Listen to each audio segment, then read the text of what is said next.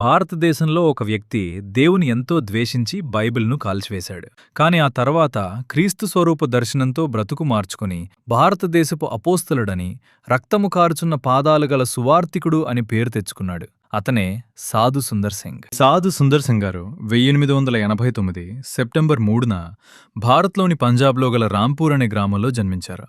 ఈయన తండ్రి చాలా పేరున్న సంపన్నుడు, తల్లి చాలా భక్తిగల స్త్రీ. చిన్న వయసులో సాధు సుందర్ సింగ్ గారు చాలా భక్తి పారవశ్యంతో పెరిగారు. ప్రతివారం ఈయన తల్లి సాధు సుందర్ సింగ్ గారిని ఎంతో దూరంలో అడవిలో ఉండే ఒక సన్యాసి వద్దకు తీసుకువెళ్లేది. తన బిడ్డను సాధువుగా చూడాలన్నది ఆమె కోరిక. అంతేకాకుండా హైందవ సాంప్రదాయాలను ఎంతో నిష్టగా పాటించేలా ఆమె కొడుకుకు శిక్షణ ఇచ్చింది. 7 సంవత్సరాల వయసుకే గీతలోని సంస్కృత శ్లోకాలన్నీ సాధు సుందర్ సింగ్ గారు వల్లించేవారు. గీత శ్లోకాలు చెప్పకుంటే భోజనం పెట్టేవారు కాదు. ఇదిలా ఉంటుండగా హైందవ్యాన్ని చాలా నిష్టగా చేసే సాధు సుందర్ సింగ్ గారు ఇస్లాం వారిని కూడా ఎంతో గౌరవించేవాడు. కాని క్రైస్తవులంటే మాత్రం చిన్ననాటి నుండి అతనికెందుకో ద్వేషం. తాను చదువుకునే రోజుల్లో ప్రభుత్వ పాఠశాల చాలా దూరం కావడంతో క్రైస్తవ పాఠశాలలోనే విద్యను అభ్యసించేవాడు. కాని ఎందుకో పాఠశాలలో క్రీస్తుని గురించి చెప్పినా, క్రైస్తవులను చూసినా చాలా అసహ్యించుకునేవాడు. ఎక్కడైనా ప్రార్థన కూటాలు జరుగుతుంటే అక్కడికి వెళ్లి వాటిని పాడు చేసేవాడు. వచ్చిన వారిపై పేడ విసరడం, రాళ్లు విసరడం, గోలగా కేకలు వేయటం వంటివి చేస్తూ వాటిని చెడగొట్టేవాడు. తన జీవితంలో ఎన్నోసార్లు చిన్ననాడు బైబిల్ను చింపివేశాడు. ఇలా ఉండగా ఈయన 14 సంవత్సరాల వయసులో తల్లి చనిపోయింది. తల్లి అంటే సుందర్ సింగ్ గారికి చాలా ఇష్టం. కాని ఈయన ప్రవర్తన మాత్రం మారలేదు. ఈసారి ఇంకొంచెం ముందుకు వెళ్లి ఒక బైబిల్ను తెచ్చి ఒక్కొక్కటిగా పేజీలు చింపి దాన్ని తగలబెట్టాడు. అయితే ఈ సంఘటన తర్వాత తన హృదయంలో దేవుని కొరకై తృష్ణ మొదలైంది. ఉన్నట్టుండి దేవుడెవరో తెలియాలి అనే ఆశ మొదలైంది.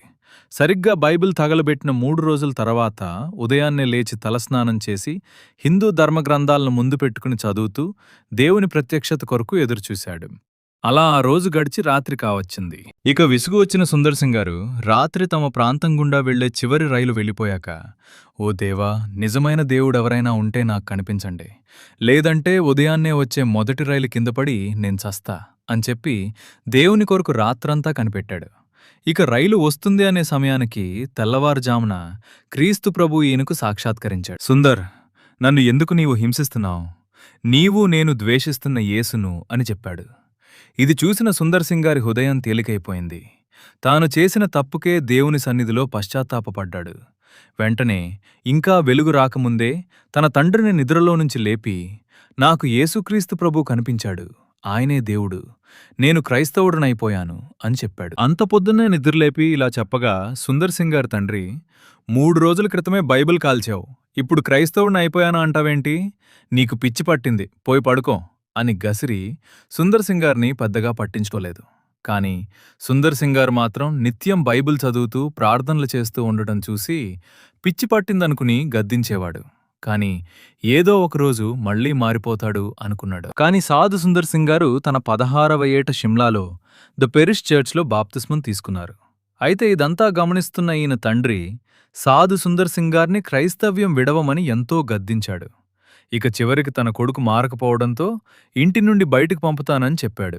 ఇదే సమయంలో సుందర్ సింగ్ గారి బంధువు ఒకడు ఈయనను తన ఇంటికి తీసుకువెళ్లి, నీవు తిరిగి సిక్కు మతం అవలంబిస్తే నా ఆస్తి అంతా నీకే ఇచ్చి నా కూతుర్ని నీకిచ్చి వివాహం చేస్తాను అన్నాడు. ఇది విన్న సాధు సుందర్ సింగ్ గారు, నిత్యరాజ్యానికి బదులుగా నశించిపోయేదాని కొరకు నేను ప్రాకులాడట్లేదు అని చెప్పి దాన్ని తిరస్కరించాడు. ఇక తన కొడుకు మారటం లేదని చూసిన తండ్రి సుందర్ సింగ్ను ఇంటి నుండి పొమ్మని చివరిగా భోజనం ఏర్పాట్లు చేసి దానిలో విషం పెట్టి బయటికి పంపించేశాడు. విషం పెట్టిన ఆహారం తిని బయటకు వచ్చిన సుందర్ సింగ్ గారు దగ్గర్లో ఒక పాస్టర్ గారి వద్దకు వెళ్ళగా అగ్నిలా కాలిపోయే శరీరంతో ఆయన ముందు సుందర్ సింగ్ గారు కుప్పకూలిపోయారు. అయితే దేవుని కృప వలన కేవలం 2 రోజుల్లోనే ఎంతో ప్రమాదకరమైన విషం పుచ్చుకొని కోలుకొని తిరిగి లేచారు. దీని తర్వాత గలతీ 6:14లో వాక్యం ప్రకారం, మన ప్రభువైన యేసుక్రీస్తు శిలువయందు తప్ప మరి దేనియందును అతిశయించుట నాకు దూరమగునుగాక అని సువార్తకై ముందుకు కదిలారు. సుందర్ సింగ్ గారు సువార్త చేయడానికి భారతీయతను ఎంచుకున్నారు. ఎందుకంటే భారతీయులకు సువార్త మన భారతీయ పాత్రలో ఇస్తే అందరూ పుచ్చుకుంటారని, కాని విదేశీ పాత్రలో ఇస్తే కొందరే స్వీకరిస్తారని కాషాయ అంగీ, తలకు రుమాలు, ఒక సంచి, దానిలో బైబిల్తో క్రీస్తు శిష్యులకు చెప్పిన విధంగా సువార్తకై బయలుదేరాడు. ఈయనను చూసిన ప్రజలు సాధువు అనుకునేవారు. అవును, ఆయన సాధువే. ఒక క్రైస్తవ సాధువు. కాలినడకన గ్రామాలన్నిట్లో తిరుగుతూ ఈయన క్రీస్తు సువార్త చేసేవారు. ఒక్కొక్కసారి కొందరు వ్యక్తులు ఈయనపై రాళ్లు విసిరేవారు, కొందరు కర్రలతో కొట్టేవారు. కాని ఈయన మాత్రం సువార్తను ఆపలేదు. ఎవరైనా పిలిచిస్తేనే ఏమైనా తీసుకునేవారు. డబ్బులిస్తే అది దారిలో సహాయం కావలసిన వారికి ఇచ్చేసేవారు. ఏ రోజు సహాయం ఆ రోజే దేవుడు పంపిస్తాడని దేనినీ మరుసటి రోజు వరకు దాచేవారు కాదు. ఎక్కువ ఉంటే దానం చేసేసేవారు.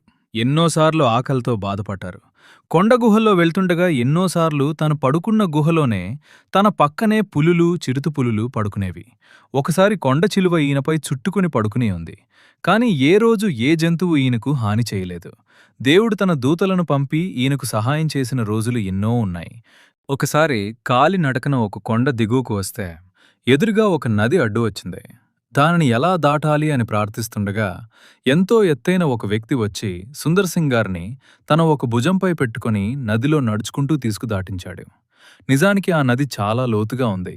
కాని సుందర్ సింగ్ గారు తడవకుండానే ఆ నది దాటసాగారు. ఆ తర్వాత ఆ వ్యక్తి దాటించి మాయమైపోయాడు. దేవుడు చేసిన ఈ కార్యానికి సుందర్ సింగ్ గారు ఆయనను ఎంతో స్తుతించారు. సుందర్ సింగ్ గారు సువార్త చేస్తున్నప్పుడు ఎన్నో అద్భుతాలు జరిగాయి. ఒకసారి కృపారాం అనే వ్యక్తి సువార్త చేస్తున్న సుందర్ సింగ్ను పట్టుకుని పిడిగుద్దులు గుద్దుది రక్తం వచ్చేలా కొట్టాడు. స్పృహ తప్పి పడిపోయిన సుందర్ సింగ్ గారు లేచే వరకు అక్కడే ఉన్నాడు. ఆ తర్వాత పైకి లేచిన సుందర్ సింగ్ గారు అతన్ని ఏమీ అనకుండా తిరిగి సువార్త చేస్తుంటే ఆ వ్యక్తి చలించిపోయాడు. ఆ తర్వాత ఈ కృపారామే ఒక సువార్తికుడుగా మారిపోయాడు. అంతేకాకుండా కొండల్లో వెళ్తుండగా ఒక దొంగల ముఠ ఈయనను క్రింద పడేసి కత్తి ఎత్తి చంపుదాం అనుకునే లోపే వారికి లాజరు ధనవంతుడి గురించి చాలా శాంతంగా, ప్రాణభయం లేకుండా సుందర్ సింగ్ చెప్పడం విని ఆ దొంగలు ఆశ్చర్యపోయారు.